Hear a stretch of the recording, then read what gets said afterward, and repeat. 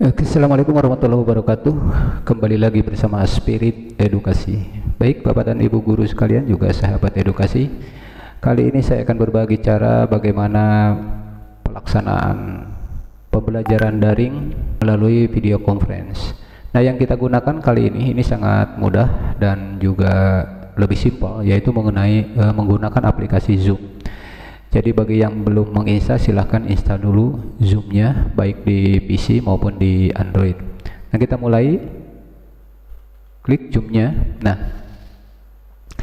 di sini ada beberapa fitur. Yang pertama New Meeting, kemudian ada Schedule, ada Share Screen, dan juga ada Join. Nah, kalau kita bertindak selaku guru yang akan memberikan materi, maka tentu kita membuat schedule dulu kapan KBM daringnya akan dimulai. Oke, kita coba saja. Misalkan kita akan mengadakan KBM daring, misalkan KBM daring 1 mata pelajarannya sejarah, misalkan ini. Kemudian dilaksanakannya kapan? Nah, ini tinggal sesuaikan saja dengan jadwal KBM kita di kelas biasanya. Untuk jam kita jam berapa? Misalkan kita coba di sini jam ini hari ini tanggal 22, misalkan kita mulai jam 10.30 misalkan. Nah, kemudian untuk durasi, durasi ini disesuaikan saja dengan kita KBM di kelas. Misalkan ini contoh saja, misalkan 1 jam saja 45 menit. Kemudian di sini yang selanjutnya meeting ID ini akan diikuti oleh siapa? Ada generate automatic atau personal meeting ID. Nah, kalau personal meeting ID kita yang gunakan adalah klik personal meeting ID.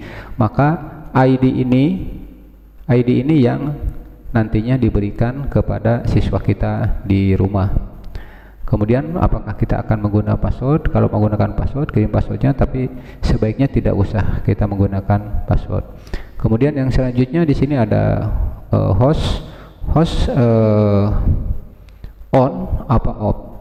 Nah, tentunya kita karena kita yang akan berbicara, maka ini harus di on kan. Begitupun peserta, misalkan audio ini ada hanya menggunakan telepon atau komputer audio, maka yang kita pilih adalah dua-duanya, ada telepon dan komputer audio. Nah, setelah ini selesai diisi, maka langsung schedulekan. Nah, apabila schedule ini sudah dibuat, maka selanjutnya kita bagikan ID kita kepada siswa supaya siswa bisa masuk ke kelas kita. Bagaimana caranya? Tinggal klik meeting. Nah, inilah ID kita yang nanti akan dibagikan kepada siswa.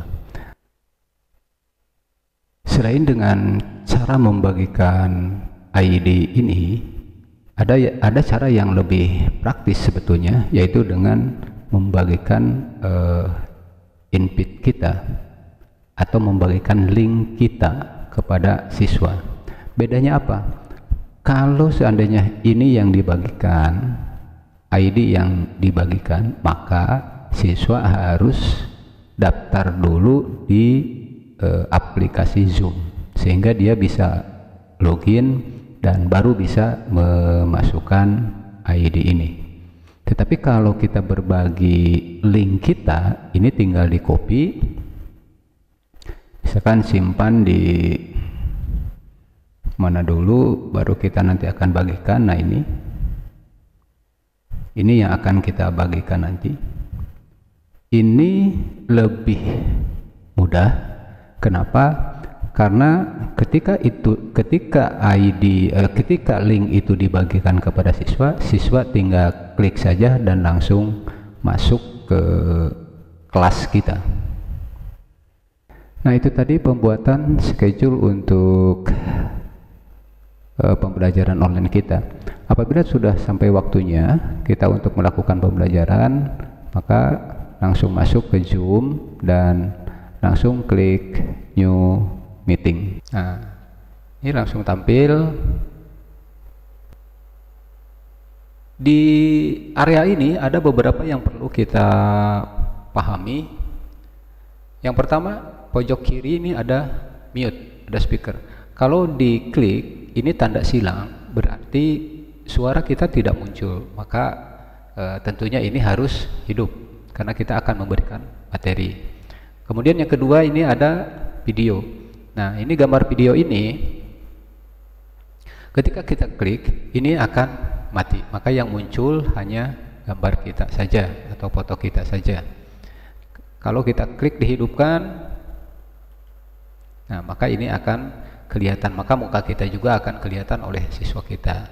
Kalau kita matikan, nah tampilannya seperti ini. Nah, kemudian yang selanjutnya ini adalah ada manage partisipan. Nah, manage partisipan ini adalah siswa yang akan gabung di kelas kita atau di mata pelajaran kita. Tinggal klik saja.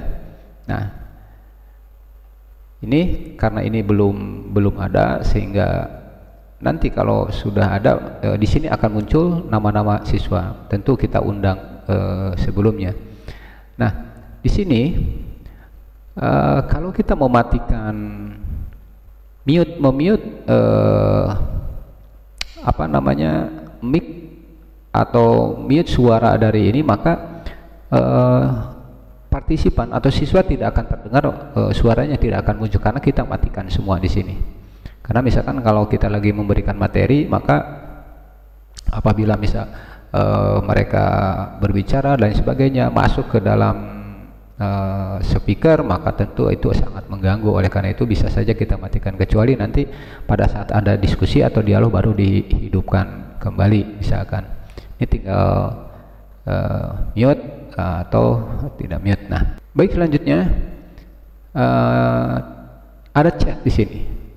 Nah, chat di sini ini kita bisa memberikan chat kepada siswa atau kepada semua siswa. Bisa salah satu misalkan dipanggil, nah ini bisa kita masukkan di sini beritanya tentang apa misalkan, atau misalkan ada apa dan sebagainya. Nah, kemudian selanjutnya, nah ini yang paling penting adalah share screen. Share screen ini ada beberapa komponen. Misalkan kalau ini adalah tampilan monitor kita. Kemudian yang kedua ada whiteboard. Ini kalau misalkan kita akan menggunakan menulis whiteboard yang bisa menerangkan materi ajar dan diterangkan oleh anak, maka pilih ini kemudian langsung share.